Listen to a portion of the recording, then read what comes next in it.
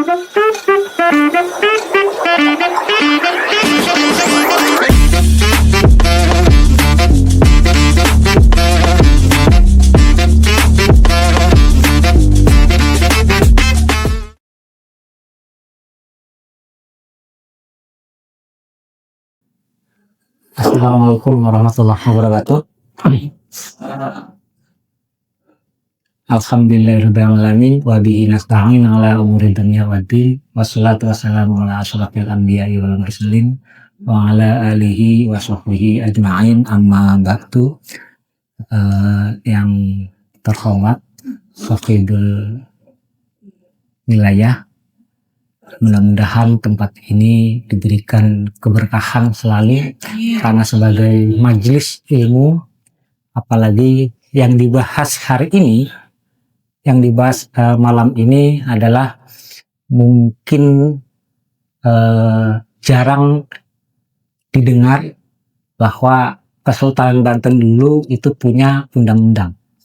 Jadi mudah-mudahan ini adalah bagian dari kita masyarakat Banten, wabil khusus Duriat, memahami siklus kesultanan, seperti apa namanya birokrasi pemerintahannya.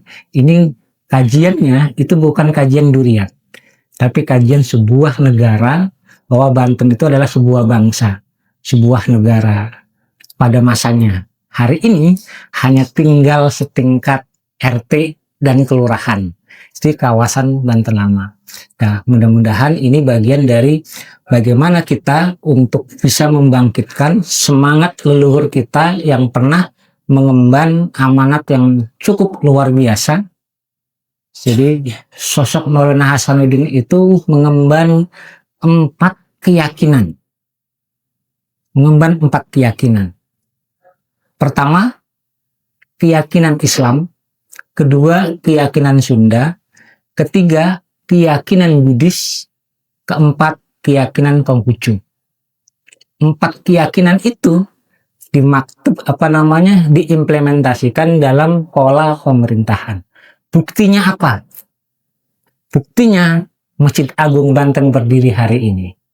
Masih tetap 4 suku bangsa, agama itu berdiri tegak di tengah-tengah masyarakat. Hari ini masuk. Hari ini kita masih bisa melihat. Nah, apa sih keyakinannya? Nah, itu nanti di sisi lainnya, teman. Kita ada kitab khusus karya Sultan Jenderal Asikin. Ada amalannya bagaimana ini segala macamnya. Tapi ini ada itu kajian berikutnya nanti. Ini membahas tentang undang-undang. Nah, undang-undang ini membahas dari kurang lebih sekitar 126 pasal, 160 pasal jumlah dicetak. Jadi undang-undangnya ditulis dari menggunakan bahasa Arab, tapi bahasa Jawa kuno. Pakai aksara Pegon. Tapi sebelumnya saya ucapkan terima kasih kepada yang pertama kali menemukan kitab ini tahun 2007-2008 itu Dr.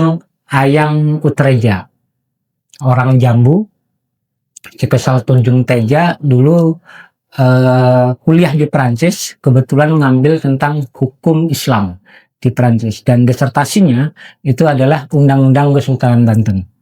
Dan dulu dengan almarhum Hafid dari Kasinatan, terus dengan almarhum Pak Hatta, itu diskusi di museum tentang bahasanya, tentang ini segala macamnya, sehingga saya melakukan penelusuran lebih lanjut tentang bukan hanya konsep undang-undangnya, tapi penerapan hukumnya, manuskrip-manuskripnya. Sampai hari ini masih saya lacak seperti apa penerapannya, karena baru temukan undang-undangnya udah diterjemahkan dalam bahasa Indonesia. Nah, ucapan terima kasih ke Ayang Utreja ini salah satunya adalah bagian kita menghormati ilmu. Karena tanpa beliau kita juga nggak bisa untuk membaca kitab. Nah, jadi ukurannya seperti ini, aksara aslinya, kitabnya. Ditulis langsung di masa Sultan Haji. Jadi sebelumnya, kenapa eh, tadi Pak Kiai ngomong manuskrip sejaman, itu susah. Karena manuskrip sejaman sampai masa Sultan Haji itu dimusnah, dibakar. Setelah zaman Sultan Haji baru manuskrip-manuskrip baru. Makanya ketika mengkaji Banten itu agak kesulitan. Bukan hanya Banten, ada 3 bangsa yang di nasional itu yang manuskripnya itu dimusnahkan. Pertama Banten, kedua Sunda, ketiga Aceh. Kenapa? Karena Banten adalah bagian pilar sebagai kota spiritual, wilayah spiritual, bukan wilayah keagamaan, tapi wilayah spiritual. Kenapa wilayah spiritual? Zaman Kerajaan Sunda, Banten itu sudah menjadi pusat spiritual masyarakat tanah Sunda. Ada 8 gunung, ada 8 ajar.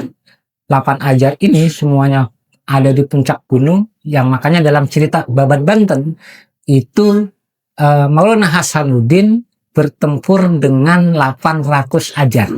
Jadi 800 ajar ini bukan diartikan sebagai pucuk umun, tapi pucuk umun ajar itu adalah bagian dari pusat pendidikan. Ada 8 tahapan pusat pendidikannya, dan 8 tahapan itu nanti juga kalau kita mempelajari lebih lanjut akan menemukan bagian-bagian terpenting apa sih yang kemudian menjadi kekuatan untuk masyarakat Banten.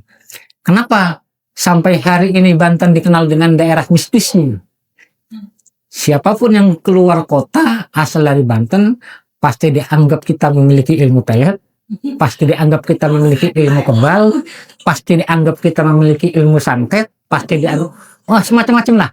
Jadi semuanya itu baik yang positif maupun yang negatif itu ditumpahkan ke masyarakat Banten. Nah, semuanya punya historinya, ada ada sejarahnya. Kita nggak bisa untuk memurnikan ajaran itu tanpa kita memahami ajaran yang sesungguhnya. Seperti apa yang sesungguhnya? Di Undang-Undang Kesultanan Banten ini ada 7 lapisan aturan. Pertama, aturannya ini membahas tentang sakralitas ruang kekuasaan. Jadi karena sebuah bangsa, maka aturan itu akan mengatur tentang ruang publik kekuasaan di masa kesultanan. Yang kedua, kedaulatan nama dan wilayah. Yang ketiga adalah penggunaan denda sebagai simbol tanggung jawab. Ini di undang-undang ini. Nah, item-item pasalnya ada kurang lebih sekitar 7 item. Jadi pasal 1 sampai pasal 4 itu membahas tentang hukum istana dan tata ruang kekuasaan. Dari mulai patih sampai nayaka dan penggawa. Jadi nayaka dan penggawa ini beda beda birokrasi.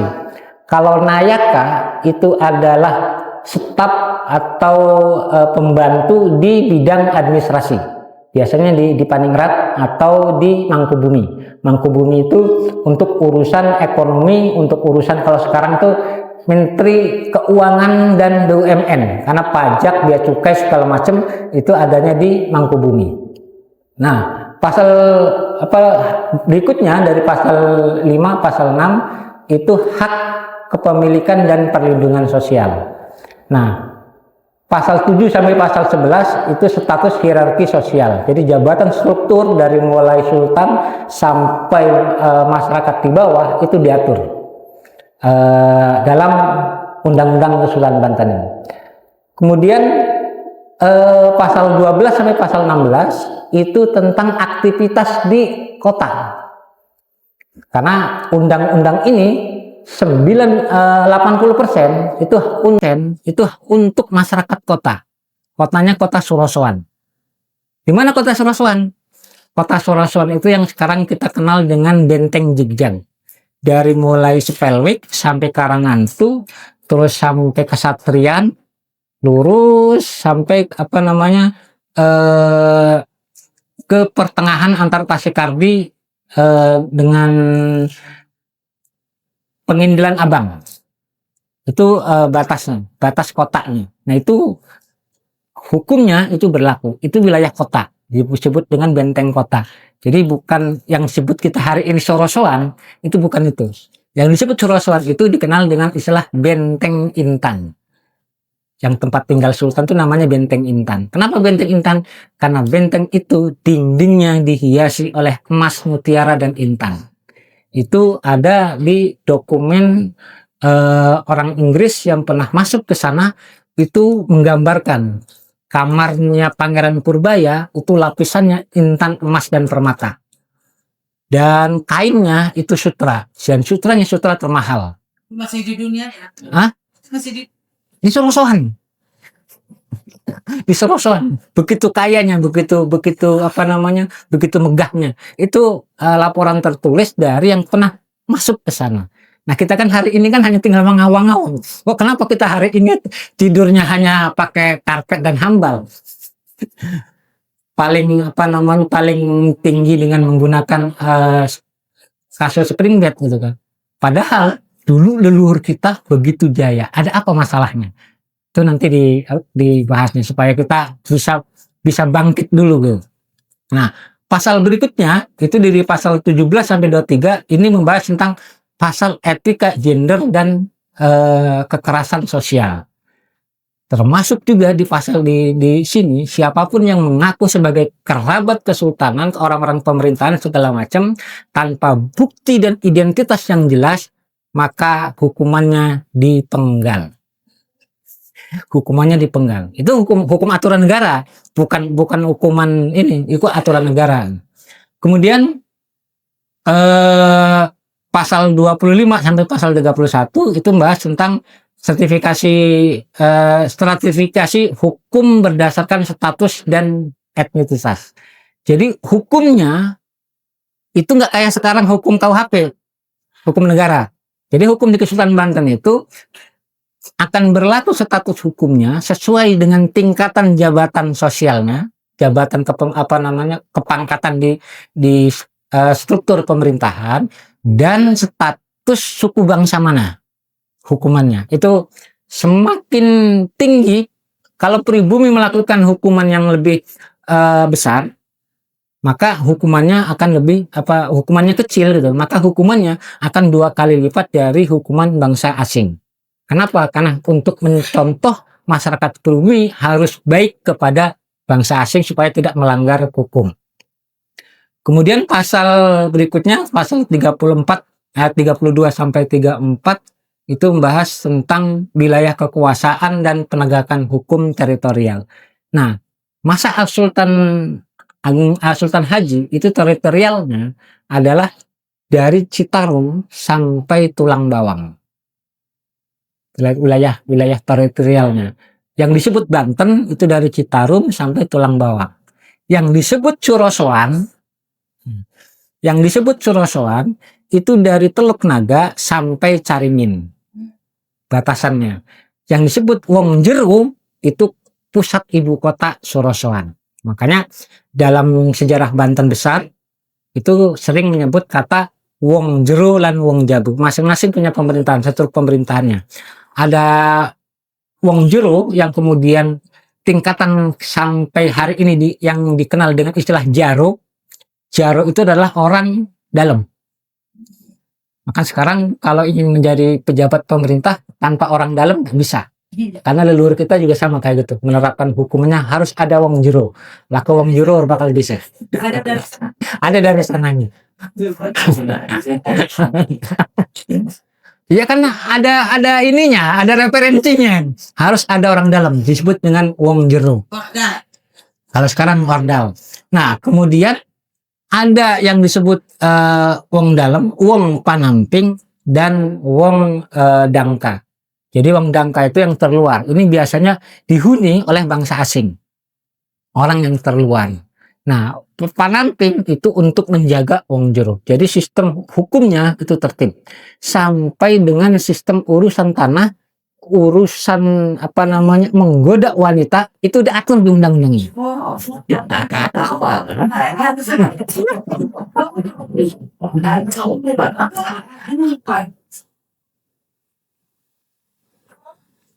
Mungkin ada yang kenal dengan istilah hidung belang.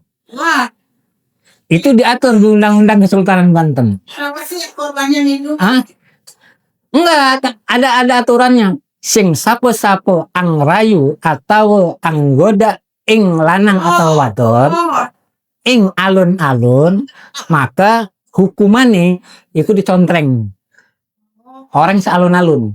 Jadi itu kayak tinta, apa namanya, tintanya kayak tinta pemilu, seminggu nggak hilang. Sehingga itulah dikenal hidung belang.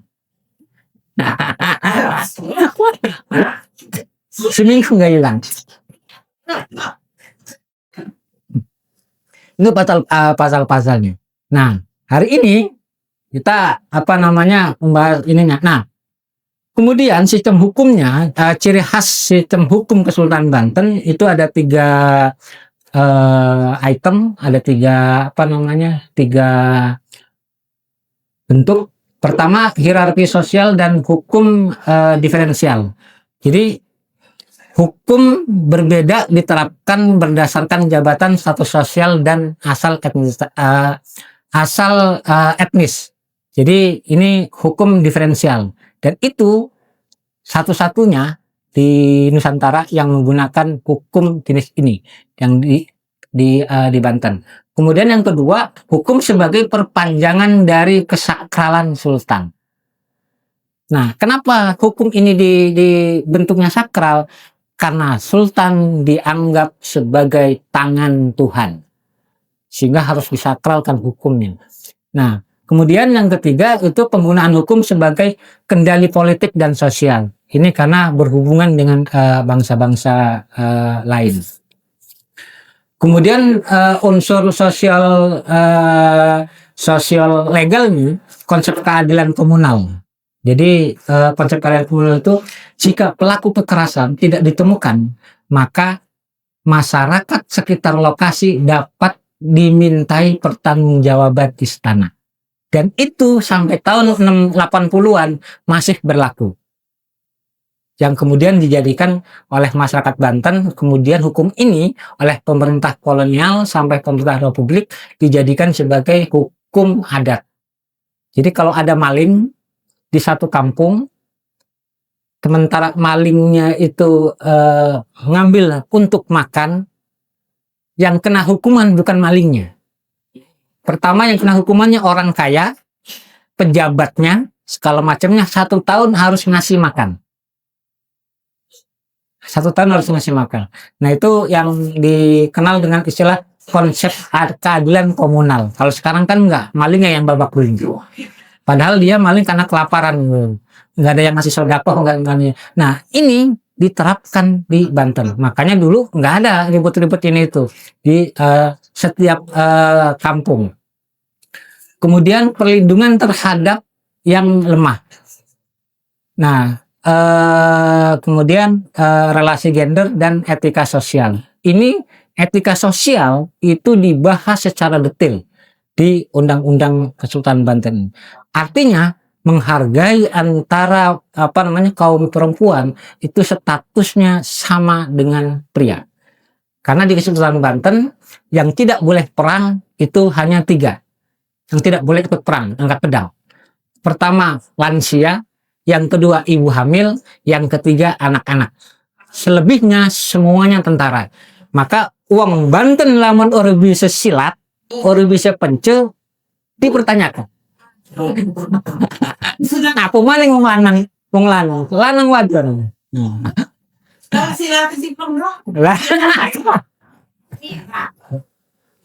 Nah, itu di kenapa? Karena Banten tidak memiliki prajurit, tidak memiliki militer. Yang dimiliki Banten itu hanya pimpinan militernya. Siapa militernya? Semua masyarakat. Maka seluruh padepokan itu adalah bagian dari batalion-batalion pada masanya. Ini bisa dilihat sisa-sisanya kita hari ini. Nah, kemudian ini konsep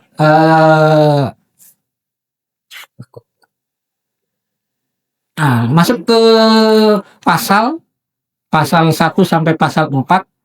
Ini contoh contoh kalimatnya di pasal lan sing sape atutukaran ing paseban pangeran Dipaningrat lan atutukaran ing paseban Kiai Fakih Najmuddin kapidana sejenenge kali yuta. Jadi artinya barang siapa yang melakukan perdebatan di paseban, paseban itu artinya tempat umum, Pangeran Dipaningrat itu kalau sekarang Menteri Dalam Negeri, urusan administrasi segala macam, dengan atutukaran ing paseban Kiai Fakih Najmuddin. Kiai Fakih Najmuddin itu urusan pendidikan dan pengadilan, maka kepidana sejenengi kali yuta. Jadi didenda kalau ketahuan terjadi perdebatan di muka umum, pejabat tinggi negara didenda 2 juta real. Saat itu 2 juta real. Perhitungan realnya kemungkinan hari ini itu kurang lebih sekitar 2-4 T. Karena kalkulasinya harga merica itu hanya 15 real 1 pikul. Sementara kalau konferensi 1 pikulnya itu sama dengan 1 harga kambing. 1 pikul merica itu sama dengan 1 kambing. Kalau kambing harganya rata-rata 3 juta, 15 real, 2 juta real, berapa hukumannya? Pejabat tinggi. Nah, pejabat tinggi. Sehingga itulah sebagai tekanan politik supaya masyarakatnya tidak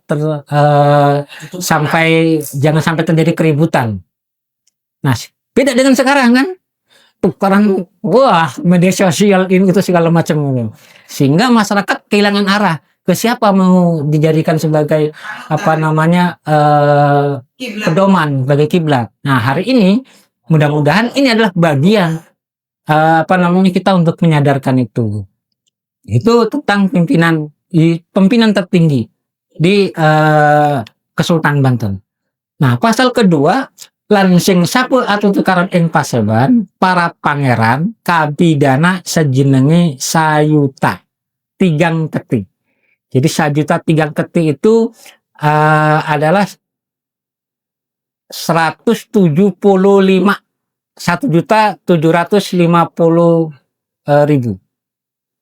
Itu hukumannya.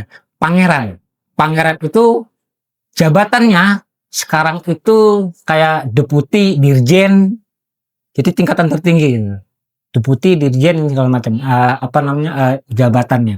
Dan itu kepidananya hanya dipotong dengan yang pimpinan tertinggi 250, sepertiganya. Kemudian pasal yang ketiga, lansing sapu atutukaran ing paseban para nayaka gede cilik kapidana sejenenge sayuta. Nah, ini khusus di orang dalam, di Orda nih. Jadi siapapun yang terjadi pertikaian, bertengkar di paseban para nayaka, baik yang tingkat tinggi maupun rendah pangkatnya, dikenai denda masing-masing sebesar sayuta. Jadi ini di kalangan tertinggi, jadi pejabat di kementerian lah kalau sekarang. Itu posisinya itu mendapatkan denda itu yang cukup tinggi. Nah, apakah di Banten ada penjara? Saat itu nggak ada. Karena semua hukumannya adalah dengan denda. Kalau bayar dendanya, minta maaf, maka akan diturunkan, akan diberikan kebaikan. Enggak. Kalau udah bayar dendanya. Tapi ketika melakukan yang kedua kali dengan kesalahan yang sama, maka dendanya itu 2 kali lipat. Terus berkelipatan. Dendanya berkelipatan. Makanya disinilah tingkat hukum untuk masyarakat itu betul-betul. Karena bukan sekarang menjadi melakukan sebuah kesalahan, kemudian dihukum, melakukan kesalahan lagi, dihukum yang sama. Di Kesultanan Banten tidak. Jadi orang yang melakukan kesalahan kedua kali itu maka kelipatannya akan bertambah kesalahan. Kalau kesalahan yang sama, terjadi perdebatan, terjadi pencurian, termasuk juga ala ududiyah yang merokok. Itu kena denda dulu. Ada kena denda dulu. Wah. Dulu kena denda. Apa dendanya? Tetap dimintai uang. Kalau tidak sanggup dimintai uang, maka dendanya itu adalah kerja 3 bulan. Bisa kerja 3 bulan, mengambil karang 1 tongkang, mengambil karang 1 tongkang, 1 tenggang itu 1 tongkang itu ukurannya kapal 3 kali 6, berarti kurang lebih sekitar 1 truk. 1 truk. Itu hukumannya. Nah, siapa kemudian yang membangun? Nah, hampir semuanya. Kenapa? Arsitektur tinggalan yang ada di Kesultanan Banten, sisa-sisanya itu banyaknya adalah gaya Tionghoa, gaya Cina. Karena kebanyakan hampir 70% yang pelanggar hukum itu adalah bangsa dari Tionghoa, dari Cina. Kebanyakan merokok, narkoba, kebanyakan nih yang madat.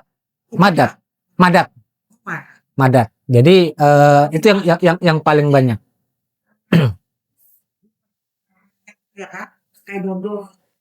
Jadi enggak, beda itu. Beda, bukan madat itu. Bukan madat itu. Jadi sama bentuknya, kayak ada yang bentuk kayak rokok, ada yang bentuk dihisap, yang di ini segala macam jenisnya. Dan itu hukumannya kalau pengedar itu seluruh harta kekayaan warisannya disita untuk negara. Disita untuk negara. Sudah ada. Bahkan yang paling menarik di sini ada membahas tentang undang-undang uang palsu. Jadi pemalsuan uang zaman Kesultanan sudah ada. Berarti kalau melihat gambaran itu di masa itu, seperti apa kejayaannya, seperti apa kebesarannya. Kalau kita melihat secara utuh dengan pasal itu, kenapa? Karena pasal ini dibuat pasti pernah ada sebuah peristiwa. Nah ini makanya kenapa saya sering ketika membahas tentang Banten, saya itu selalu mengumpulkan koran-koran sejaman, karena banyak koran-koran yang terbit sejak zaman Sultan Abul Mafakir tahun 1619. Itu sudah banyak koran menginformasikan tentang Banten. Nama korannya The Italy, nama korannya. Dan itu berbicara tentang Banten, seperti apa kemegahannya, seperti apa ini segala macamnya. Nah, kalau kita membaca hukum sendiri, kan itu kan sumber Eropa. Ini kan sumber lokal, hitungannya. Ditulis oleh pemerintahan Kesultanan sendiri, menggambarkan pola masa seperti itu, berarti kebesaran Kesultanan Banten saat itu adalah bagian dari sejarah dunia. Sementara hari ini, masyarakatnya melempem. Kenapa? Karena nggak bangkit. Kenapa nggak bangkit? Terlalu dininabobokan oleh cerita-cerita kebesaran, tapi tidak pernah kita untuk bagaimana cara bangkit. Maka ini yang harus kita yang harus kita lakukan hari ini. Bagaimana kita harus bangkit untuk bisa melihat kebesaran masa lampau. Karena percuma kita menyanjung hanya sebatas sejarah ini segala macam. Sementara ajarannya, kebesaran masa lampau tidak ditularkan ke generasi berikutnya. Maka mulai hari ini, mudah-mudahan bismillahirrahmanirrahim, tanggung jawab kita adalah bagaimana caranya para duriat orang-orang Banten, baik duriat secara genealogi maupun dilihat secara politik bisa membangkitkan untuk kemajuan Banten seperti masa lampau. Ini yang harus dikuatkan. Kenapa? Kalau ini nggak dikuatkan, kita selalu akan ditekan. Kenapa ditekan? Karena dianggap kita tidak mapan dalam berpikir, kita hanya terlena dalam kejayaan-kejayaan masa lampau. Nah, ini yang kemarin Tenong sama Kang Khalid datang ke rumah. Kalau 15 keluarga tidak aku, saya nggak mau. Bukan saatnya. Kita harus berdebat gitu. Bukan saatnya. Tapi saatnya kita bagaimana harus bangkit. Bagaimana caranya kita harus bangkit. Ini yang sesuai dengan kemampuan, sesuai dengan keilmuan. Ya. Ini yang harus kita timbulkan. Kenapa? Mulai kita harus bangkit. Karena 2026 itu 500 tahun Kesultanan Banten Jaya berdiri, sementara kita hanya sebatas bangga dengan hadorotnya, bangga dengan mengirim hadiah Al-Fatihahnya, tapi ajarannya, perilakunya, terus konsep-konsep yang pernah ada di masanya kita terlupakan, kita melupakan. Maka kita mulai bangkit mempelajari, mulai segala macam, dan mudah-mudahan ini adalah bagian awal, konsep awal untuk bisa maju bersama. Kenapa? Kalau kita maju bersama orang Banten, maka akan mampu untuk mempelajari sejarah Banten dari masa Maulana Hasanuddin sampai Sultan terakhir. Ini akan bisa membaca politik dunia. Dokumennya banyak. Saya koran-koran zaman dulu juga ada foto-foto buku dokumen segala macam, termasuk manuskrip-manuskripnya. Nah, artinya kita mulai bangkit dari mendidik keluarga, mendidik anak keturunan kita untuk balik mengkaji Banten secara murni. Seperti apa mengkaji Banten secara murni? Tahap awal, ciri orang Banten yang sudah melakukan syahadat Banten, kalau zaman Kesultanan, artinya syahadat Banten itu orang yang pindah sebuah bangsa, sebuah negara. Dia bersyahadat, bersaksi, kayak kemarin lah, istilah naturalisasi gitu. Nah, itu 1 tahun wajib khatam Al-Quran. 1 tahun. Selama 3 tahun berturut-turut sampai 8 tahun. Nanti tingkatannya untuk menjadi pejabat itu harus khatam 1 bulan. 1 bulan itu harus khatam Al-Quran. 1 bulan sekali. Itu wajib untuk pejabat, untuk wah, bisa jadi presiden, bisa jadi tingkat sultan, bisa menjadi tingkat tingkat pangeran tertinggi. Kan itu aturan. Itu aturan di ajarannya. Kenapa? Ini yang kemudian menjadi bagian Banten begitu kuat secara religius, karena konsep ajarannya itu diimplementasikan dalam kehidupan.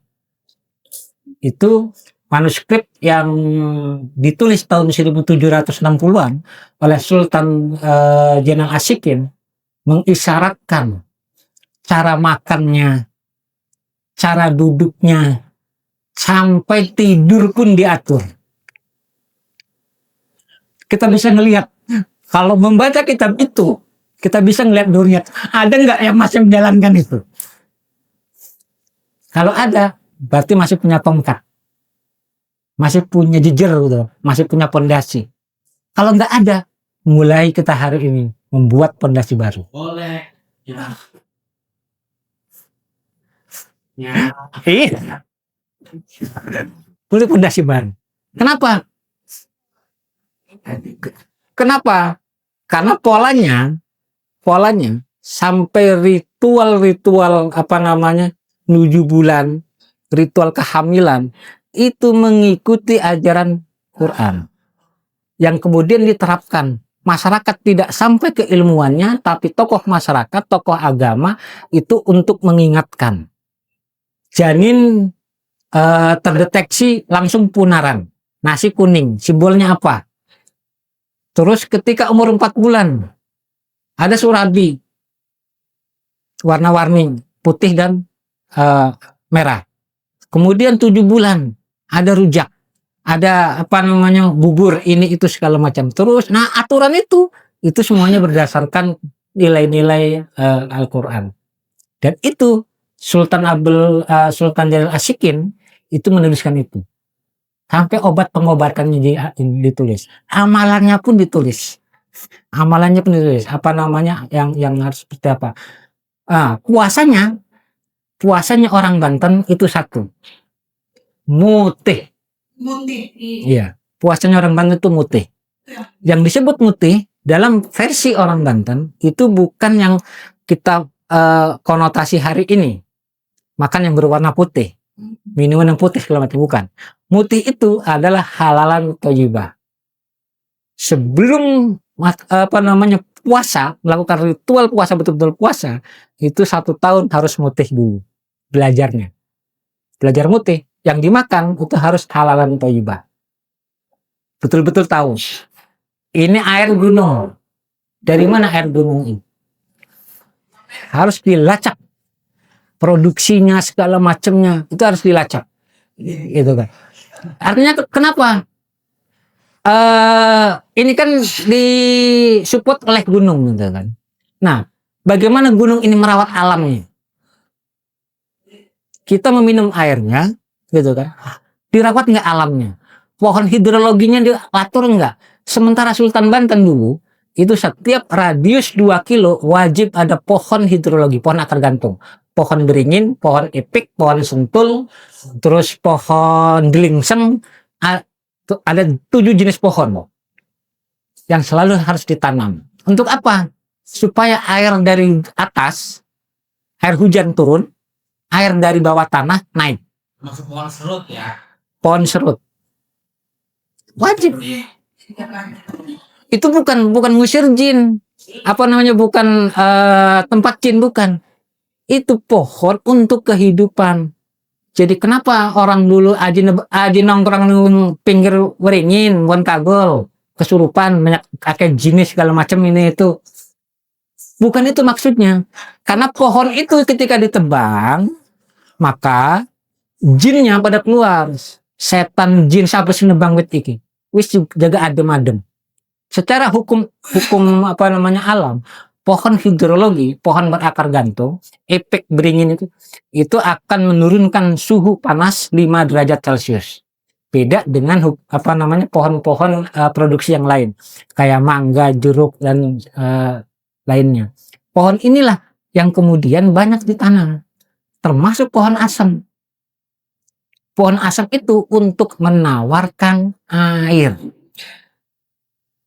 Air bawah tanah di Kasemem itu payang. Hantu jadi orang sarang. Untuk bisa tawar itu dengan asam. Pohon asam itu. Makanya dulu pesisir Teluk Banten itu wajib tanamin pohon asam. Sekarang nggak ada. Kasemem tinggal nama keasaman dulu. Semen asimi. Dari usia. Tinggal nama. Kenapa? Karena orang Banten selalu kemana-mana wajib membawa asam dan wajib membawa garam kawak, uyah kawak. Kenapa? Karena itu adalah kesehatan, obat sejak dini. Dan itu di masyarakat zaman dulu, mungkin kakek buyut kita masih sering melihat. Hukum-hukum itu kita masih sering melihat. Naruh asam yang sudah dibuang kulitnya atau bijinya, kalau di sarang kotak itu dikukus dulu kemudian dijemur. Kalau di kawasan Keramat Watu sampai Bojonegara itu setelah dibuang bijinya, pelungsunya, kemudian dijemur sampai kadar airnya turun, nanti asam ini disimpan dalam bumbung. Semakin lama maka asam itu akan memiliki khasiat untuk tubuh kita. Makanya orang dulu ketika bayi panas langsung dipupuk pakai asam ininya. Terus, nah itu obat lingkungan itu tertulis di karya Sultan Zainal Asyikin. Kalau biasa nonton drakor kan, cerita apa namanya, obat pengobatan leluhur 1000 tahun yang sudah hilang. Nah itu mulai harus dimunculkan. Kenapa? Karena kalau dimunculkan kembali orang akan sadar. Kenapa saya 2018 suruh diminta untuk bikin buku kimia, olahan kimia yang berbasis kearifan lokal. Bagaimana cara menawarkan air laut? Air laut ini, masa kita kehausan di tanah lautan? Air laut itu asin. Sementara bisa tawar, untuk ukuran sebotol ini, itu cukup 2 biji asam yang ada bijinya. Celupin ke air laut di botol, dikocok-kocok, tunggu sampai 5 menit, ketika mengendap, turun, air itu akan tawar. Dan siap untuk diminum. Dan orang dulu menyimpan asam tawak itu selalu di atas bumbungan garam itu. Kenapa? Karena ketika bencana banjir, karena airnya keruh, asam itulah yang dimanfaatkan untuk menjernihkan air. Ilmu orang dulu, bukan kampungan. Nah, sementara leluhur kita sudah mengajarkan seperti itu. Kita hari ini melupakannya. Mengajarkan. Kalaupun kita tidak memakainya, minimal kita tahu caranya. Kalau kita tahu caranya, ting bating. Suatu saat kita menemukan kejadian musibah, kita punya bekal. Untuk bisa menawarkan air keruh dan bisa menawarkan air asin. Itu kan leluhur pengetahuan kita, kan? Nah itu artinya banyak informasi-informasi dari peristiwa sejarah, dari peristiwa keilmuan kebesaran Banten masa lampau yang patut diungkap dan bisa diselamatkan keilmuannya untuk generasi yang akan datang. Sehingga generasi yang akan datang punya pondasi, punya landasan. Zaman saya nyari buku tentang Banten sulitnya minta ampun. 97 itu nggak ada perpustakaan. Perpustakaan Kabupaten Serang cempil sedikit di pojok SDL Benggala. Hanya 1 kamar. Bukunya nggak lebih dari 300 mungkin.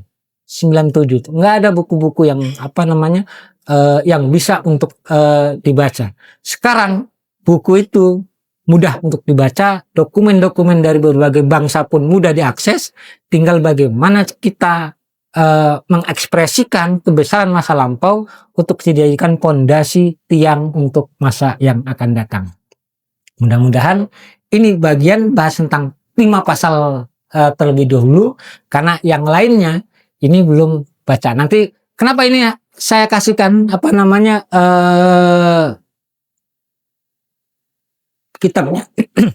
kitabnya supaya dibaca, karena sekarang banyak generasi muda sudah tidak banyak yang paham aksara pegon. 1. Yang kedua, sudah tidak banyak yang paham bahasa Jawa Banten masa lampau. Yang terjadi bahasa kita hari ini, bahasa Jawanya itu bahasa Jawa modern. Sementara dokumennya menggunakan bahasa Jawa masa lampau.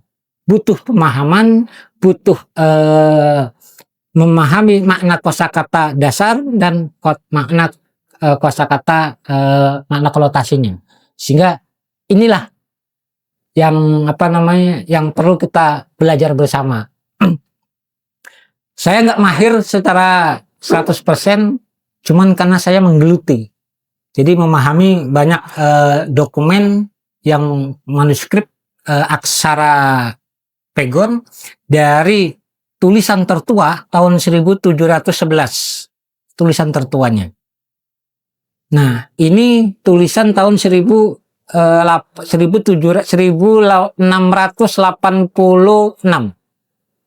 ditulis. Karena ini ditulis dari zaman Sultan Haji sampai zaman Sultan Safiuddin.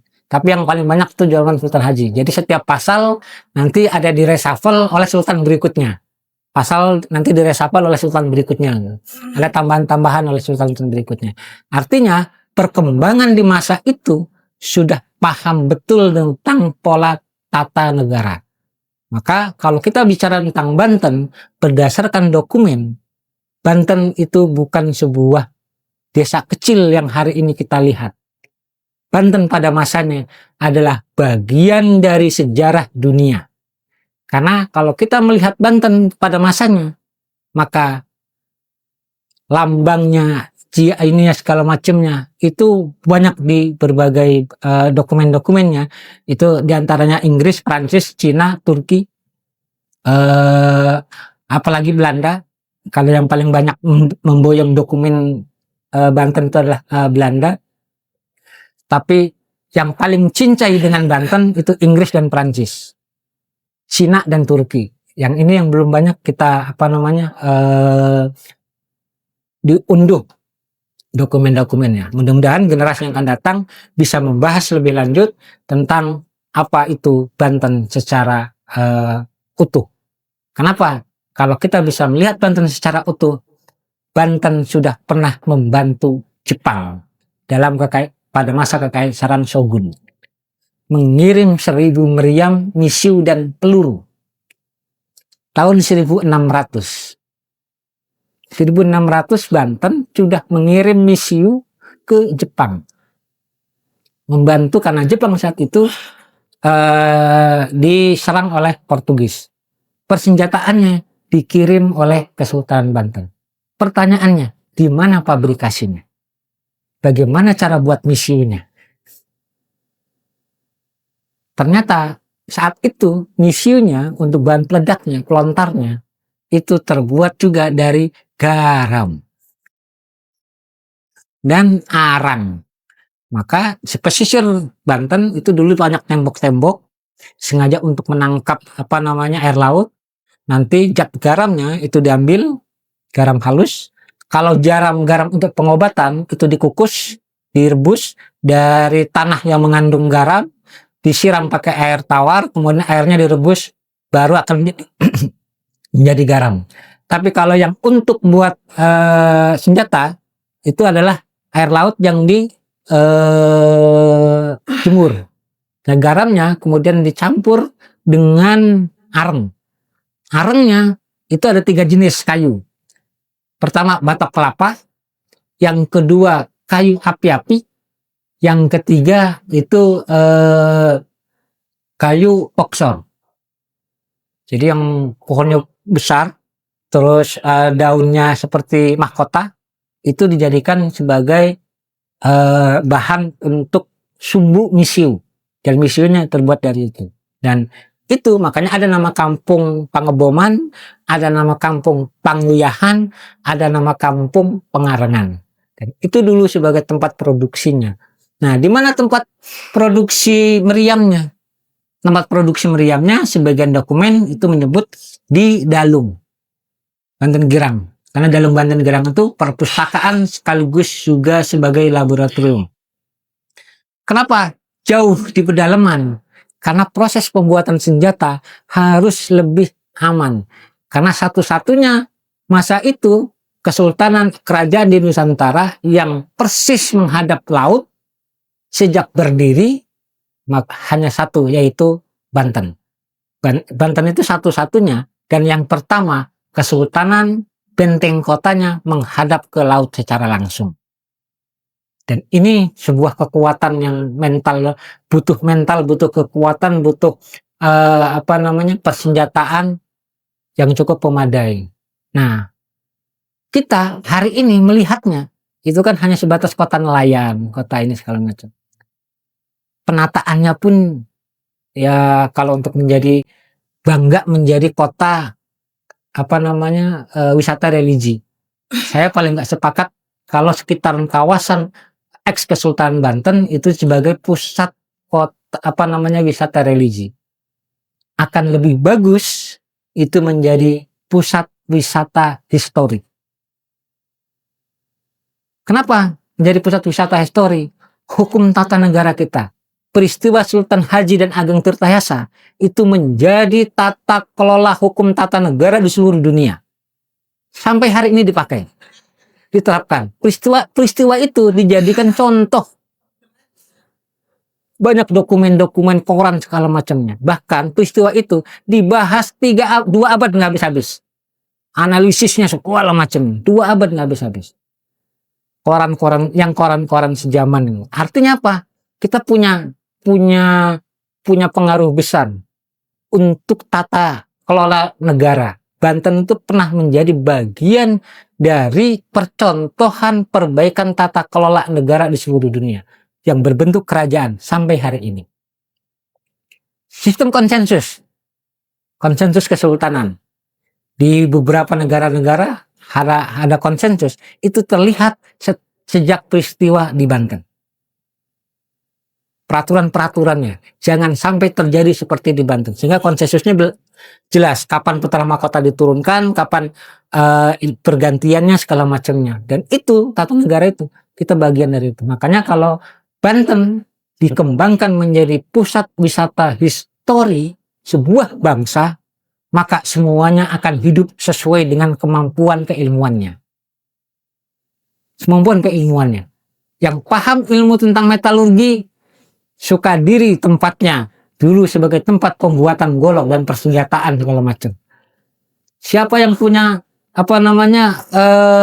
memahami tentang dunia perkopian, Karangan tuh dulu ada kafe yang milik orang Banten, dikenal dengan istilah kopi house. Kopinya orang Banten tanpa gula. Kopinya orang Cina pakai gula putih. Kopinya orang Nusantara pakai gula aren. Kopinya Eropa itu dengan dengan madu. Kopinya orang Cina, orang Arab itu dicampur dengan susu, dengan santan, dengan bentuk mocha. Itu tersedia milik orang Banten, ada 4 kafe, ada 6 kafe, 2 milik orang Banten, 1 milik orang Perancis, 2 milik orang Cina. Itu di Karangantu, di Pabean. Itu ada di dokumen tahun 1602. 04. Karena kafenya milik orang Banten sudah duluan. Kalau kita ngeliat peta Sorosoan, peta kota itu di pojokan samping kemungkinan itu dulu peta kota Intan. Iya, nggak ada peta kota dulu namanya kota Sorosoan, di undang-undangnya kota Sorosoan yang arah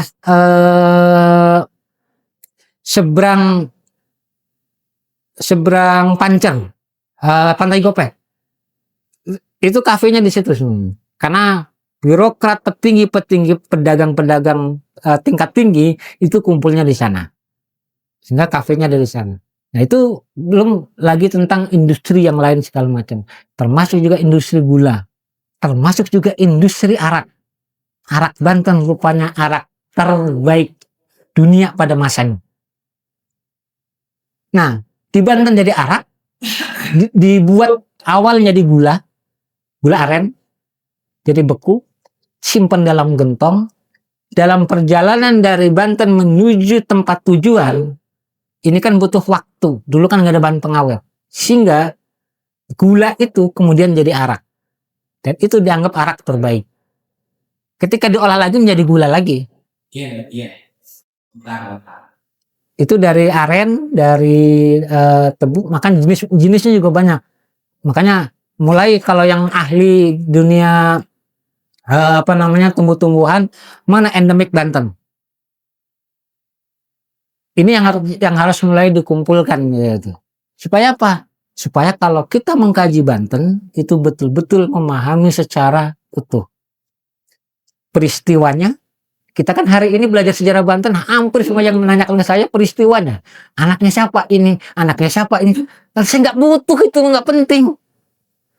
Justru bagaimana orang ini menjadi kuat, menjadi hebat, menjadi diingat. Berarti kan karena ilmunya. Apa ilmu yang dimiliki? Harusnya itu yang ditanyakan, yang dilacak. Supaya apa? Supaya kita lebih mudah untuk bisa mengembangkan. Tapi kalau kita yang ditanya hanya silsilahnya, itu urusan keluarga. Orang saya mau orang luar gitu.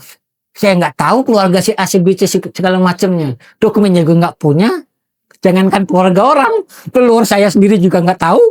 Hanya batas sampai buyut doang, karena nggak menginformasikan. Nah, artinya ini cukup diingat aja cukup, nggak sampai dibesar-besarkan. Tapi yang butuh dibesarkan adalah tinggalan pengetahuannya, tinggalan kemampuannya, dulu seperti apa sepak terjangnya, sehingga generasinya itu tidak kehilangan arah. Kenapa? Saya banyak menemukan tokoh-tokoh yang dulunya jaya, ketika ke anak cucunya, yang dulu tokoh ulama, itu tidak ada generasi keulamaannya. Ini yang sangat disayangkan. Makanya pengajian ini mudah-mudahan, karena ini menyebut nama Singa Banten, Singa itu adalah panglima, maka Singandaru adalah panglima untuk urusan kebencanaan, Singaraja panglima untuk mengawal sultan kalau sekarang pas pampres, Singa Marta adalah pangsiunan para para panglima pensiunan Singa Marta yang di Ciruas itu ditempatkan khusus. Nah, singa ini ada 27 singa di Banten, ada 27 singa yang gelar yang dipakai. Nah, menyebut nama Banten adalah tempat tinggal, tempat spiritual yang memiliki identitas yang cukup besar pada masanya. Mudah-mudahan ini bisa membangkitkan itu. Dan ucapan terima kasih kepada gunung. Ini kepada gunung harus ucapan terima kasih. Mudah-mudahan apa? Mudah-mudahan gunung ini bukan nama. Kalau sekarang kan kita mengenal nama gunung itu adalah bukit yang tinggi. Gunung itu adalah digugu di nung. Jadi nung itu lebih di bawah tingkatan Tuhan. Jadi makanya posisi para Batara, para guru-guru, para segala macam itu ada di puncak gunung. Para penasehat raja segala macam di puncak gunung. Karena hidupnya lebih dekat dengan Tuhan. Nah, nung itu artinya gunung itu mengikuti ajaran dari para nung. Makanya disebutnya dengan istilah gunung. Kalau nama lain dari gunung itu adalah giri. Itu gunung. Giri itu artinya gunung. Tapi kalau gunung itu sudah dapat dipastikan bahwa itu adalah tempat para Batara, para guru besar. Kalau sekarang para profesor itu dipuncatkan di atas gunung yang lebih dekat untuk tembus doa-doanya ke Tuhan. Tapi kalau biasa-biasa itu namanya giri. Makanya banyak ada atau juga dikenal dengan ukir. Gunung juga. Nama lain dari gunung ada dikenal dengan ukir. Ukir itu adalah tempat latihan mental. Jadi tingkatannya beda. Ada gunung, ada ukir, dan ada giri. Ada 4 nama, yang satu saya lupa. Jadi makanya termasuk di yang sekarang Masjid Agung Banten, area masjidnya itu dulu dikenal dengan istilah ukir lor. Bukit kecil dari kepulauan, dari pulau sendiri yang paling kuat, yang sekarang dikenal dengan istilah area dari pagar masjid sampai pagar masjid yang di belakang, yang dekat dengan pengimaman. Itu areanya, tanahnya itu paling kuat. Yang lainnya itu rawa. Dan area 5 meter persegi itu sekitar yang sekarang Watu Gilang. Itu pulau-pulau kecil. Nah, Banten, Kesultanan Banten itu diberikan 2 amanat besar yang dikenal dengan istilah Gilang. Gilang itu artinya amanat. Maka Watu Gigilang dikenal dengan Watu Amanat. Apa amanatnya? Ke Maulana Hasanuddin. Pertama, amanat yang diberikan oleh Maulana Bahrul ke Maulana Hasanuddin, 1 untuk menjaga ajaran Sunda. Yang kedua, harus menjaga dan mengembangkan ajaran Islam. Maka Syarif Hidayatullah ke Maulana Hasanuddin kemudian memberikan amanat tambahan. Aja den gingsir sire ing watu puniku. Lamun sire gingsir ing watu puniku, maka ikulah kehancuran Banten. Itu amanat yang terbesar. Maka kita harus mulai mengembalikan, jangan sampai kita bergeser. Seperti apa? Belajar bersama, jangan debat yang nggak penting. Debat sesuai dengan kemampuan, debat sesuai dengan keilmuan, karena aturan di Kesultanan Banten, berdebat yang tidak penting apalagi di muka umum itu bukan mencerminkan masalah. Untuk menjernihkan masalah justru tambah menjadi suasana lebih keruh. Maka perdebatan harus sesuai dengan kemampuan dan keilmuannya. Mungkin itu sedikit pemaparan malam ini. Bisa tanya jawab. Terima kasih. Assalamualaikum warahmatullahi wabarakatuh.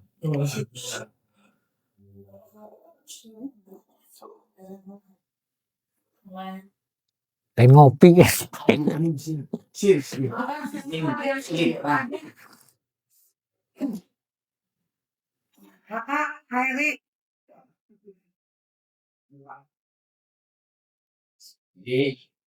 Uang sing sing yang kado itu lah datengin Banten itu karena Tuhan sama-sama kesehatan karena kan naturalisasi.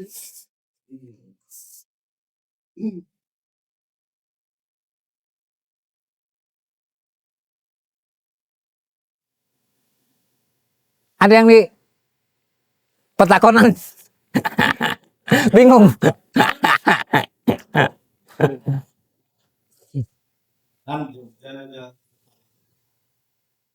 Kenapa Banten itu nggak bisa eksis seperti Jogja sampai sekarang diatur sebagai sultan ya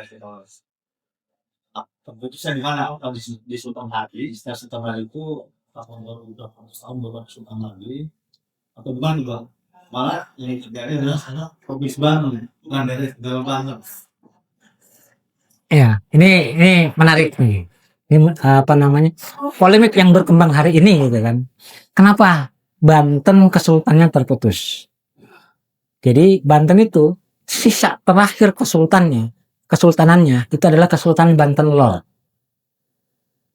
Banten Lor itu dari mulai seberang kali, ini kali Cibanten nih, seberangnya, terus sampai ke Anyer, sampai ke Bojonegara, itu dulu nama kesultanannya Banten Lor. Pusat sultannya di Kejayan, Keramat Jaya.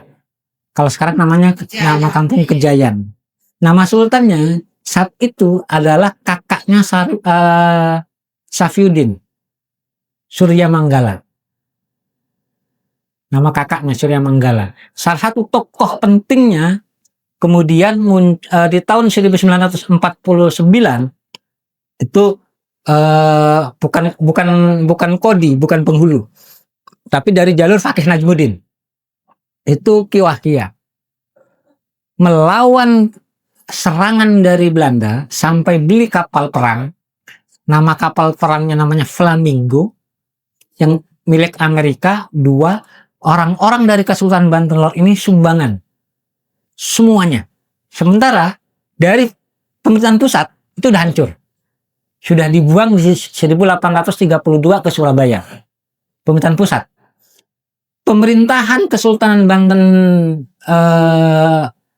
Banten Wetan, Banten Tengah, di pusat ibu kotanya itu di Cikolelet, Rangkas Kole dikenalnya, di Pamarayan.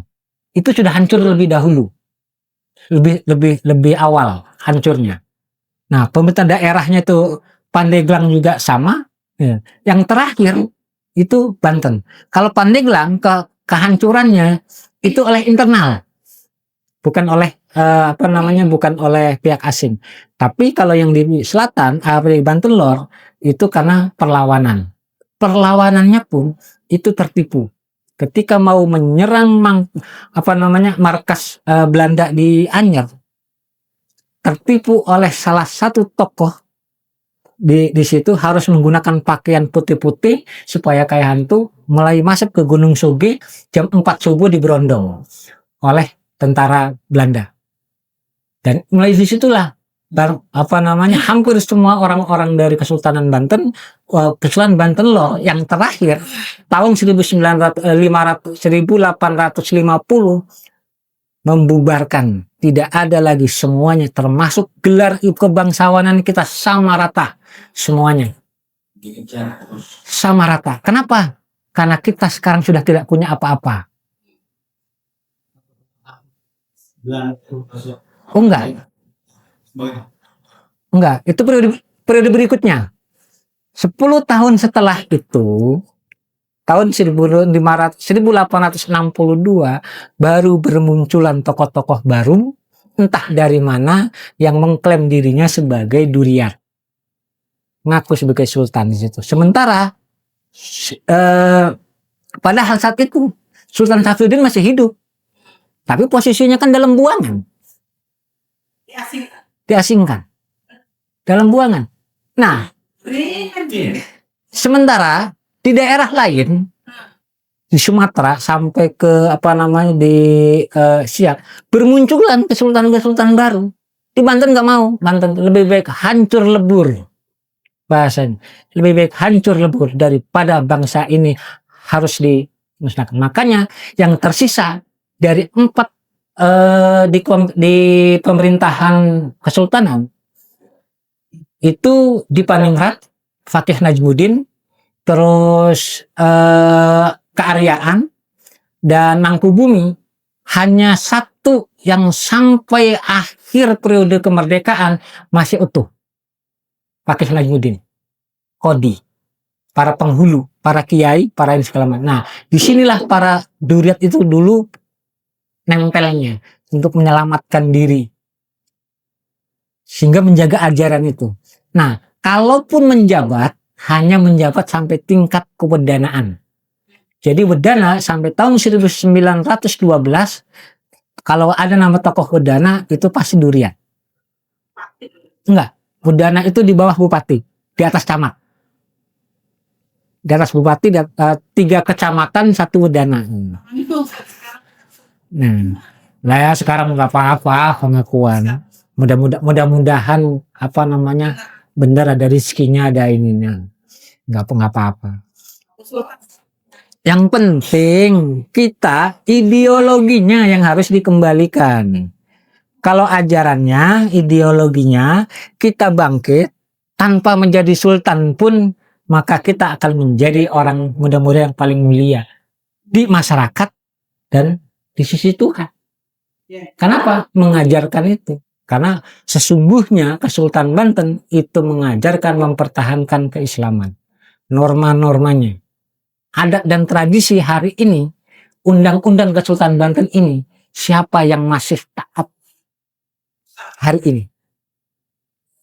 Yang masih taat masyarakat hari ini adalah masyarakat Baduy, masyarakat Kanekes, yang masih mengajarkan bagaimana pengelolaan lahannya, bagaimana perdebatan ini itu segala macam, masih bertahan. Kenapa mereka tidak dianggap hari ini tidak muslim? Karena sengaja dari tahun 1821 itu tidak semua para tokoh agamawannya dibunuh, tokoh-tokoh kiai-kiainya dibunuh. Selatan tidak dikirim, mulai dikirim ada kiai itu di tahun 1900-an, itu pun beberapa tempat aja, semuanya hilang jejak, musnah. Kenapa? Karena menghancurkan Banten bukan menghancurkan kekuatannya. Belanda itu, VOC termasuk Belanda, menghancurkan Banten itu bukan menghancurkan kekuatannya, bukan menghancurkan spiritualnya, tapi dihancurkan adalah ajarannya. Karena kalau ajarannya hancur, maka dia akan sendiri hancur. Kalau yang dihancurkan militernya, cukup 1 tahun 1000 militer mati, 1 tahun 1 juta militer akan bangkit. Tapi kalau ajaran yang dihancurkan, ideologinya yang dihancurkan, maka butuh waktu 500 tahun untuk bisa bangkit. Hari ini kita Bagaimana mau bangkit? Orang ajarannya udah jadi mata rantai yang terputus entah kemana. Maka kita harus merakit kembali mata rantai yang terputus itu supaya kita bisa mengembalikan kembali ideologi Banten yang sudah dititipkan menjadi untuk menjaga tanah Sunda dan juga untuk menjaga tanah untuk menjaga Islam. Jadi Kesultanan Banten itu mulai total tidak lagi mengklaim dirinya sebagai kesultanan sejak tahun 1850. Sehingga saat itu mulailah hukum perundang-undangan pertanahan pemerintah Belanda itu dibikin direformasi di tahun 1856. Karena Banten satu-satunya ex-kesultanan yang tidak memproklamirkan diri menjadi ada sultan baru. Ada tokoh baru. Sementara daerah lain termasuk Aceh juga enggak. Cuman Aceh kekompakannya masih. Kalaupun kesultanannya enggak ada gitu kan. Tapi kekompakan ininya masih. Di Banten enggak. Sengaja diadu domba. Hari ini jadi tokoh, bulan depan, tahun depan ini jadi musuh. Di masa pemerintahan selalu saya baca dokumen itu kadang-kadang ketawa, kadang-kadang sedih. Gitu, baca dokumen itu. Ini jadi pejuang, kemudian jadi pengkhianat, anaknya jadi pejuang lagi, pengkhianat lagi terus.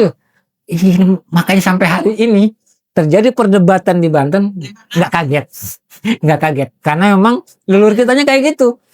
Jadi semangat maju untuk melawan setelah dapat kekuasaan, diem. Kemudian diruntuhkan oleh temannya yang melawan kemudian terus. Jadi gantian aja siklusnya. Dan itu terjadi. Makanya kenapa? Karena ajarannya yang hilang. Tapi kalau ajarannya tetap utuh, ideologinya utuh tentang kebantenannya, insya Allah tidak saling menghantam sanak saudara. Itu. Iya. Di antaranya, salah satunya.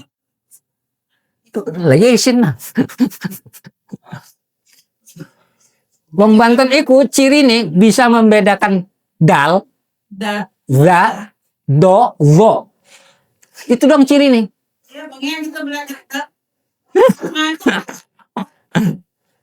Jadi bisa membedakan iku wong Banten tuh iku dal cilik, dal gede, da, za, da, do, wo. Hanya itu membedakannya. Ya.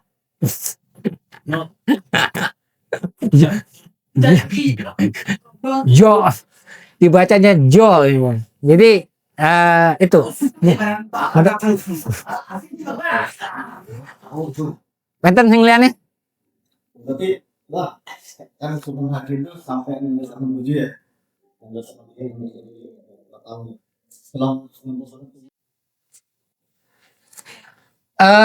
Kalau struktur kesultanannya, Sultan Haji itu dari tahun 1682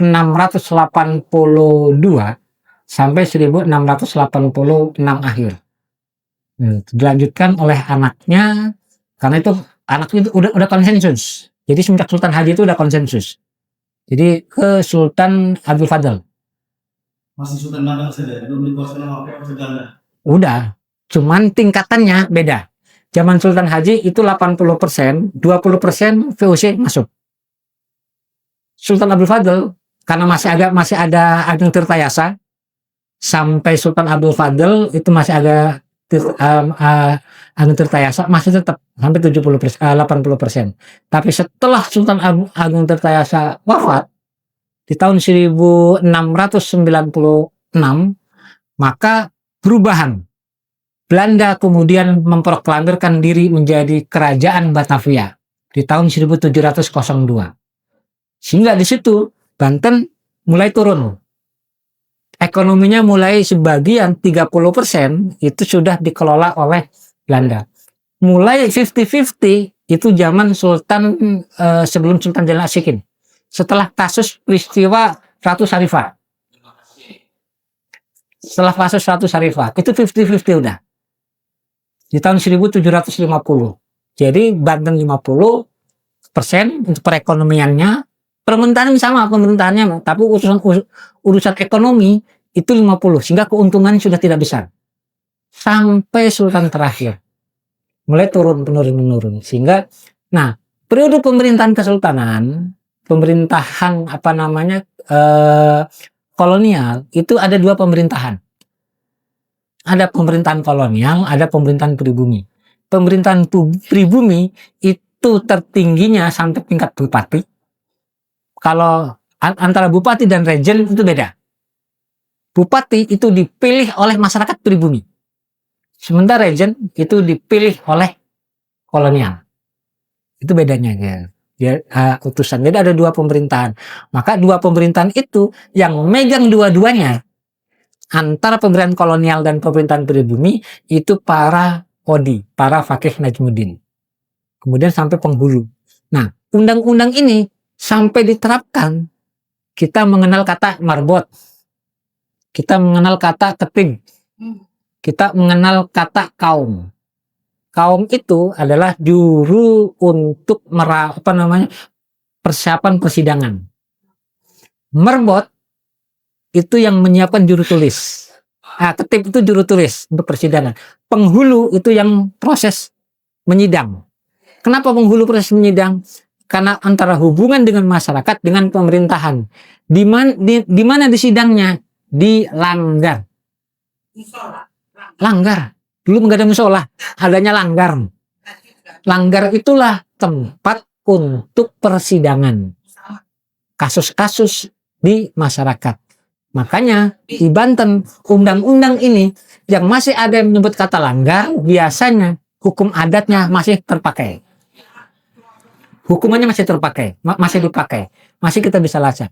Mulai ada masjid, nah ini pertanyaan menarik. Mulai ada masjid, itu sejak tahun 1828. Proposalnya itu ditulis oleh penghulu namanya Sanusi. Orang Tanara minta ke Residen Banten bulan November tanggal 12 minta setiap kewedanaan didirikan masjid. Dikabulkan.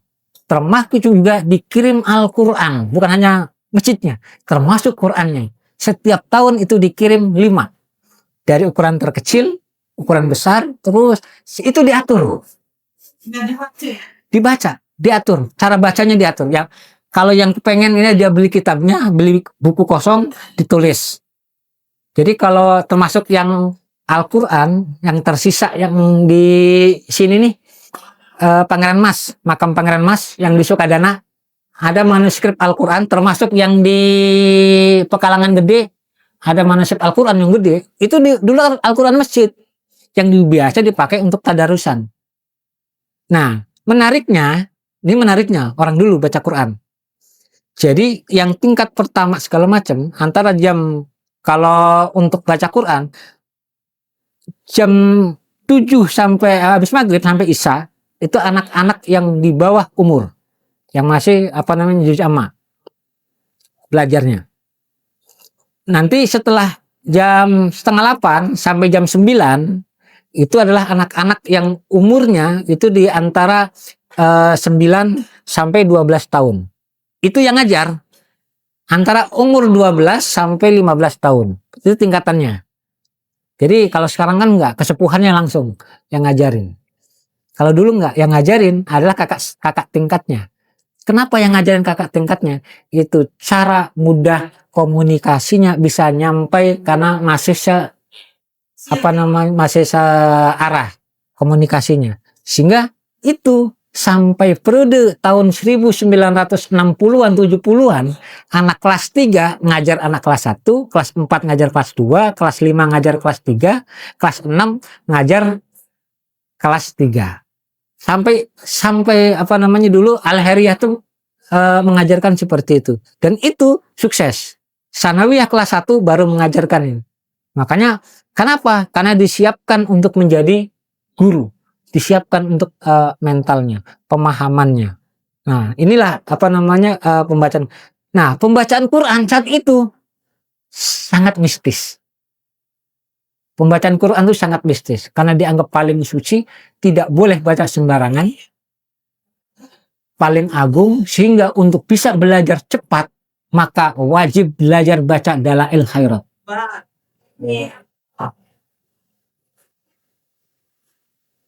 Wajib baca Dalail Khairat. Salah tidak. Ya nggak salah. Dalail Khairat itu cara untuk membaca bahasa Arab secara Dalail Khairat. Cara untuk membaca Al-Quran dengan baik dan cepat. Itu Dalail Khairat. Makanya orang baca Dalail nggak ada yang pelan. Ya, Nah, tinggal lagunya. Nah, lagu disesuaikan dengan kemampuan napasnya. Jadi jangan pakai lagu orang lain. iya Mas. Iya. Lagu ngaji dalam Banten itu sesuai dengan kemampuan nafasnya. Jadi kalau pakai lagu yang pola ini itu mah MTQ.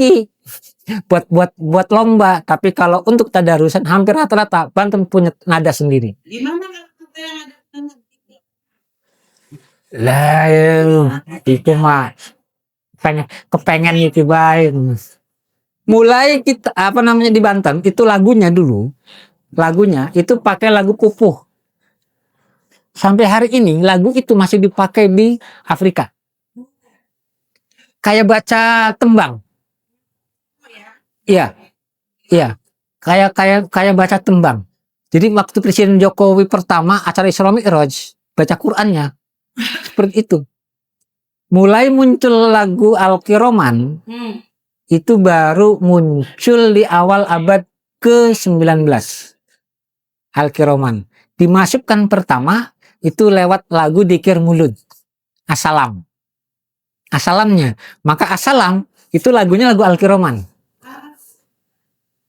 Assalamualaikum. Iya, yang Dikir Mulud, Asalamnya itu Al-Kiroman lagunya. Tapi kalau Wulida, Badat, Tanakol sama Dikir Ngadetnya enggak. Pakai lagu lokal. Ya kalau yang asli, yang originalnya, yang nyari yang originalnya. Nah, itu artinya kita masih banyak punya PR ya. Masih banyak punya PR. Untuk belajar vokalnya itu pakai nadom untuk supaya baca Qur'annya kuat dan lantang. Itu pakai bukan sika. Yang biasa dilatih belajar itu di Al-Barjanji itu salawat burdah. Salawat burdah Banten itu lagunya banyak. Yang paling tertinggi salawat burdah. Maka bisa hanya tinggal beberapa tempat yang masih menggunakan lagu salawat burdah yang tradisi versi Banten. Nanti bulan Ramadan bisa dilacak hanya tinggal beberapa aja. Sudah nggak banyak gitu. Nah, itu bisa direkam karena itu bisa dikembangkan lagunya. Nah, kemudian dari pola-pola pengajaran ini segala macam, kenapa sampai sekarang masih utuh dari masa kesultanan? Karena ketika pemerintahan kolonial untuk urusan keagamaan ini nggak diganggu, nggak diutak-atik, menghormati. Belanda itu sampai menyuplai kitab-kitab ke beberapa pondok pesantren. Aturan dari masa kesultanan sampai di masa pemerintahan kolonial itu kalau mau bikin pesantren dulu itu harus dites 5 kiai dari 5 masjid terdekat. Sama nggak ajarannya? Kalau sama baru direstui dapat izin dari lurah, dari camat, ketat. Kalau sekarang kan enggak. Punya duit, nggak punya kemampuan, punya tempat, langsung bikin pesantren. Dulu nggak bisa. Maka cerita-cerita leluhur kita, para kiai-kiai sepuh segala macam, dulu mau jadi kiai, mau belajar ngaji itu nggak bisa. Untuk bikin pesantren ya, beda dengan guru ngaji. Guru ngaji juga harus dapat SK dari desa, harus dites untuk guru Quran. Kalau anak sendiri, keluarga sendiri, itu ngajinya hampir rata-rata tidak di rumah, tapi di kebun, di tempat garapan. Makanya di cetakan Batak dulu ada Quran, ada ini segala macam, itu untuk ngajar anak-anak segala macam. Para kiai-kiai dulu mengajarkannya, keilmuannya. Kenapa? Karena nggak bisa dites kemampuannya hanya untuk keluarga, menurunkan keilmuannya. Kalau sekarang kan nggak, titipkan semuanya. tinggal punya duit piro. Nah itu untuk pengajaran. Nah mudah-mudahan ini juga bagian untuk pola perawatan ajaran itu. Jadi Kesultanan Banten itu dari tahun 1850 sudah tidak lagi secara struktur kesultanan itu diakui oleh pemerintahan Belanda. Sementara beberapa kesultanan yang sampai, karena konfliknya kayak gini. Kalau di Sumatera, ketika terjadi konflik, termasuk kayak di Cirebon, sampai jadi 5 kesultanannya. Jadi nanti dibagi. Kamu sultan, wilayahnya sampai ini. Kamu sultan, kan di Sumatera itu sampai tingkat desa. Yang sekarang dikenal istilah wali negara. Itu sultan dulunya ribut, segala macam dibagi 2. Ribut bagi 2. Di Banten enggak. Daripada kita ribut harus ini segala macam, udah lebih baik masing-masing yang penting tetap pada ajaran Islam.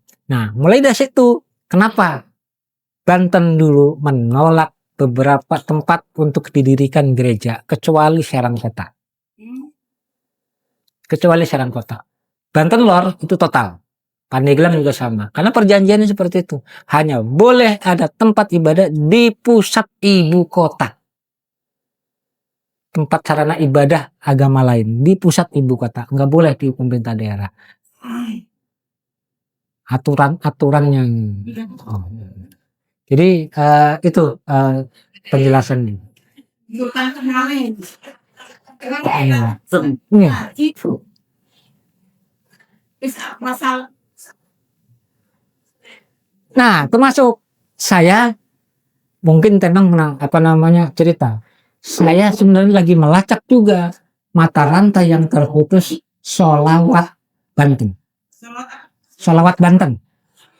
Kita kan mengenal, hampir semuanya mengenal Sadat Banten. Tapi Sholawat Banten kita tidak pernah tahu. Ada di saya. Mata rantainya, karena itu panjang Sholawat Banten. Yang ada ujungnya itu Sultan Banten, Allah Ridho. Ada kok. Itu biasa dipakai di bulan puasa. Setelah terawih atau setelah azan menjelang terawih.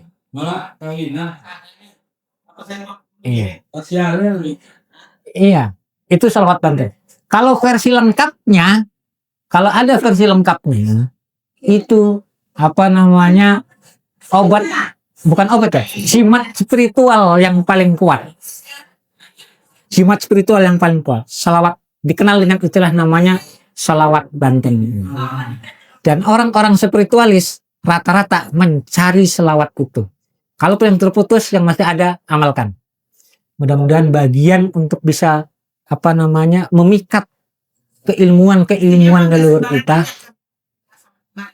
Ya gak sembarangan, yang penting 5M diobati, enggak 5M. Mabok, madat untuk laki-laki, madon, terus mateni, terus main. 5M ini syarat utamanya. Kalau orang Banten masih salah satunya ini dipakai, itu sudah batal orang Bantennya. Jadi ini mudah-mudahan ini. Nah, di Kresek itu bagian akhirnya. Itu ritual khusus. Cuman versi bagian akhir. Di Kresek. Di saya bagian awalnya.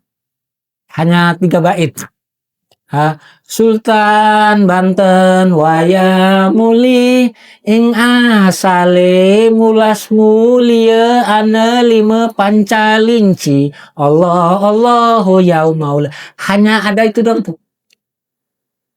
Sultan Banten waya mulih ing asale. Nah, artinya ada yang menyebut Sultan Banten waya mulih ing Tanara. Ada yang menyebut Sultan Banten waya mulih ing Kanari. Menyebutnya iya. Nah, itu saya nggak ini. Tapi ada amanat di situ. Mulasmu anelia pancalinci. Apa pancalinci? Pancalinci itu adalah amanat jangan sampai meninggalkan sholat. Amanat itu. Pancalinci. Panca itu 5. Linci itu ibadah.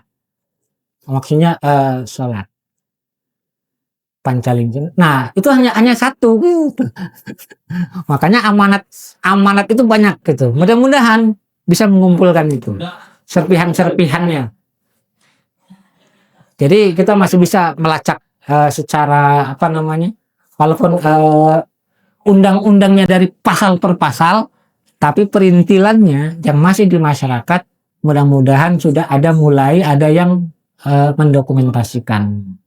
Termasuk juga langgam-langgam nadom, langgam-langgam lagu, khususnya di apa namanya, pola pengajian Banten.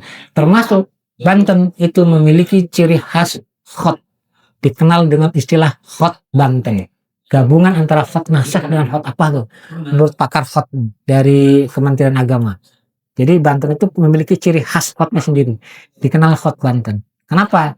Karena di hampir semua Al-Quran yang ada terjemahannya itu khotnya khas. Alhamdulillah Al-Quran yang ada terjemahan bahasa Jawa yang dari Banten yang ditulis tahun 1750-an, dari 3 Al-Quran yang sejaman, versi Solo dan versi Cirebon, Banten dianggap lebih baik. Cara penerjemahannya, cara penulisannya, dan cara pemaknaannya. Bukan terstruktur rapi, tapi betul-betul dari dulu sampai hari ini itu sama, nggak ada bedanya. Dan itu yang meneliti adalah dari Universitas Yerusalem. Yang meneliti dari Universitas Yerusalem, Israel. Penelitian tentang surat An-Nas, surat Al-Ikhlas, dan surat Al-Falaq. Apa namanya, Falak Binas. Hanya 3 surat itu aja gitu. Dan dianggap Al-Quran Banten itu yang memiliki karakter yang lebih jelas. Artinya makanya kenapa ciri khas orang Banten harus bisa wajib da, za, do, zo, karena itu ciri khasnya. Baca Quran Banten itu di 4 huruf itu. Iya, di 4 huruf itu. Jadi mudah-mudahan ini bisa mengembalikan itu gitu kan sekarang, karena sekarang banyak orang yang ingin mengembalikan ajaran tentang kebantenan, sedikit banyaknya tidak ada referensi. Mudah-mudahan sekarang kita kumpul bersama, merangkul bersama untuk kita bisa membangkitkan regenerasi yang akan datang. Mungkin itu sedikit mamparan. Ada yang lain? Atau lagi? Ibu-ibu. Karena di membahas tentang mudah-mudahan background dalam baik itu. Jadi ketika dia masuk ada belajar tentang teknologi di mana hukum dengan budaya itu bersinergi. Nah, oke, Kesultanan Banten sudah tidak ada, tapi mungkin untuk ada itu ada. Jadi tadi dikaitkan pasal-pasalnya. Nah, kenapa di wilayah Banten ya? Saya 23 tahun jadi advokat itu tidak diterapkan, sedangkan seperti masalah di Padang misalnya dalam hal hukum waris, di situ kan perempuan mendapat lebih banyak. Nah, kemudian di Madura misalnya ada ucal, di mana kalau dia mempermalukan dan terbukti atau istri yang berselingkuh itu dikembalikan kepada hukum adat. Sedangkan di Banten itu hukum adatnya tidak tersosialisasikan sehingga para aparat penegak hukum tidak memahami tentang hukum Banten. Jadinya kalau misalnya tadi ada si pencuri karena kelaparan, kenapa hakim yang bertugas di wilayah Serang misalnya atau Pandeglang ada di provinsi Banten lah, dia tidak menerapkan hukum itu? Apakah karena tidak memahami, tidak kenal, atau tidak tersosialisasikan sehingga aparat penegak hukum itu tidak memakai hukum adat gitu, atau masyarakat hukum adatnya yang tidak ada? Selain dari tadi kesultanan ya, kalau kesultanan itu kan tata negara, tapi hukum adat biasanya kan kalau sekarang masih di setiap wilayah masih ada tentang adat yang diterapkan di daerah tertentu gitu. Gitu, Pak. Ya, terima kasih. Ini pertanyaan menarik karena memang banyak orang sekarang ingin ada bukan hukum adat, ingin ada masyarakat adat, ingin ada ini segala macam. Jadi hukum adat itu di Banten itu puncak tertingginya itu dulu di kepala desa. Puncak tertingginya di kepala desa. Jadi makanya setiap 5 desa itu ada satu ada penghulu desa, ada penghulu kecamatan atau penghulu distrik gitu kan. Nah, ini yang urusannya. Ketika tidak selesai di desa, maka akan diselesaikan ke tingkat kecamatan atau sampai jenjang yang lebih tinggi. Kenapa di Banten akhirnya tingkat hukum itu nggak berjalan di tingkat desa, di tingkat ini? Karena di Banten itu masing-masing banyak desanya itu bukan desa, kategorinya bukan desa, tapi kategorinya kampung. Kampung itu adalah keluarga, karena camp. Mulai dari tahun 1860-an itu perkampungan ini beda kasusnya. Makanya banyak tidak punya langgar. Tempat untuk menaruh hukum di Banten itu langgar. Jadi sampai ada aturan dokter forensik, dukun getih. Dokter forensik itu untuk pembunuhan. Kasus pembunuhan itu harus menghadirkan dukun getih. Ada dukun itu ada 12 jenis. Ada dukun beranak, dukun getih, dukun mate, dukun macam-macam. Jadi untuk kasus pembunuhan dilanggar itu dukun getih ini yang akan ngecek darah ini darah manusia kah atau darah hewan. Kalau ada rekomendasi dari dukun getih, maka pengadilan penghulu tingkat desa dilanggar itu bisa diselesaikan. Nah, kenapa hari ini tidak selesai di tingkat desa, di tingkat segala macam? Masyarakatnya, para ustadznya, para tokoh-tokoh kampungnya males menyelesaikan masalah di kampungnya. Kenapa? Karena dianggap hanya jadi beban sosial. Penyelesaiannya tokohnya ini, padahal dia ingin menyelesaikan masalah, tapi dia juga menjadi beban sosial. Karena dianggap pilih kasih lah, inilah, itulah. Lebih baik langsung diserahkan ke negara. Itu orang Banten. Sehingga pragmatis akhirnya. Nggak mau repot. Nggak mau diselesaikan. Kepengen damai, kepengen itu segala macam. Nah, di hukum waris, di hukumnya segala macam, sebenarnya Banten itu menggunakan hukum faraid. Di Undang-Undang Sultan Banten sama. Jadi beda dengan daerah lain masih mempertahankan hukum adatnya. Di Banten hukum adat hanya tentang zina yang dipakai, yang menggunakan bukan hukum ranjam, tapi hukum dibuang, diasingkan dan dianggap sebagai bangkai hidup. Siapa yang melakukan tegur sapa kepada pelaku zina, maka akan kena hukuman yang sama. Jadi pelaku zina jadi mayat hidup. Iya, diarak, udah dibuang. Ketika ada, udah nggak boleh ada yang hukum ini Iya. Nah, ada yang menarik ketika hukum puasa. Orang yang nggak puasa tanpa alasan di Sultan Banten tanpa alasan sampai tahun 70-an sampai tahun 90-an saya kecil masih di kampung itu masih berlaku. Ketika di rumah itu tidak ada anak kecil, tidak ada orang sakit, tidak ada lansia, siang bolong dapurnya ngebul, masak, maka 1 tahun nggak boleh diajak ngomong. Satu keluarga itu. Dianggap nggak puasa. Apalagi ketahuan makan tanpa alasan. Orang Banten dulu hukumannya itu 1 tahun nggak boleh diajak ngomong sampai ketemu puasa berikutnya. Hukumannya, enggak beda, tapi masaknya nggak masak malam, nggak masak siang, masaknya karena rebusan ini segala macam. Makanya dulu orang-orang yang nggak puasa pada nongkrongnya di kebun, di gunung, di laut, nggak boleh di kampung. Karena kalau di gunung, di kebun, mereka punya alasan. Sedang bekerja, kelelahan, kecapean. Tapi di rumah, nggak ada. Sampai hari ini itu dipakai. Ning umah lelemesan, Neng kebun jeligrangan. Di tempat pekerjaan jeligrangan sampai hari ini. Nanti ini bulan puasa nih, lihat di rumah. Oh, pada lemas ini segala macam. Tapi di pojok-pojok sarang kota, waduh, banyak gitu. Nah, itu ada hukuman. Ada hukuman di Banten. Nah, kenapa hukum adat itu kemudian tidak berlaku di Banten? Karena hukum tidak ada penegak adatnya.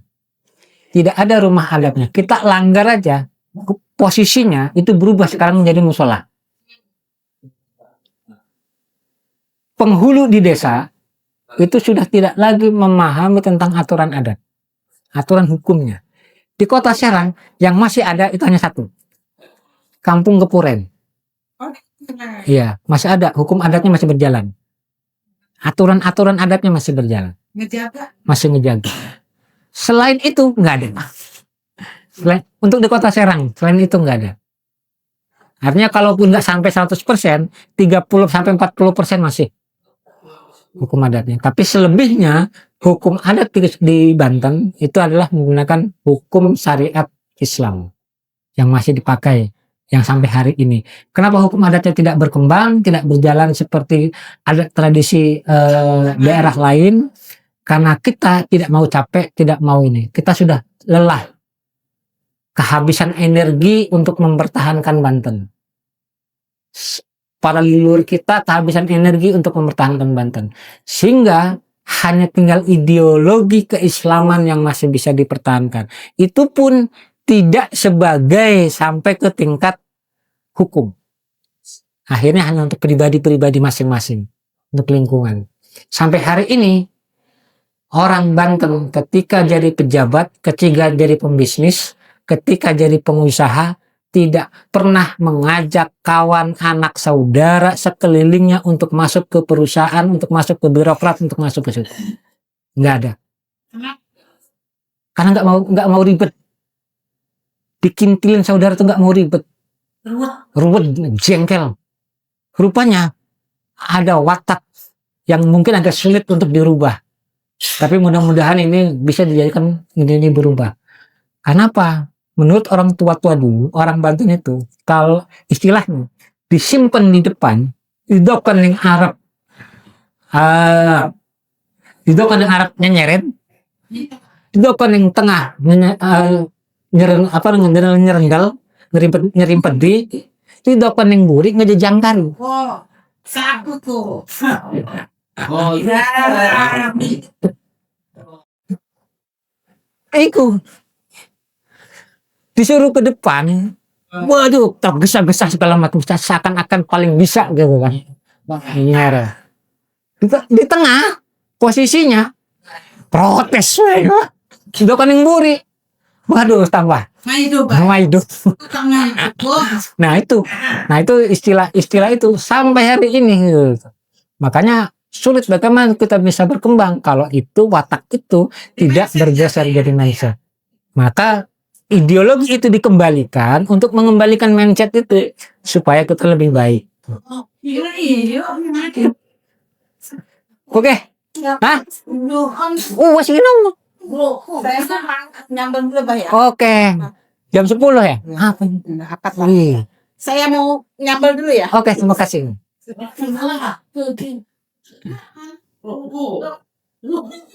Iya, saya nanti bawa gelas ya. Jadi ada lagi? Nah, ngobrol ringan aja, ngobrol ringan gitu. Ngobrol ringan. Mungkin itu sedikit ulasan tentang hukum di Kesultanan Banten. Hari ini saya minta ke Tenong untuk 6 kali pertemuan karena syarat mutlaknya sebenarnya 8 kali. Cuman karena kemampuan 6 kali, mudah-mudahan ini adalah langkah awal untuk kita bisa menumbuhkan kembali ajaran ideologi Kesultanan Banten sehingga regenerasi yang akan datang bisa minimal, kalaupun tidak seperti masa lampau, minimal ada cercah cahaya terang untuk bisa menapaki Banten ke depan. Mungkin itu, kurang lebihnya saya mohon maaf. Akhirul kalam. Assalamualaikum warahmatullahi wabarakatuh.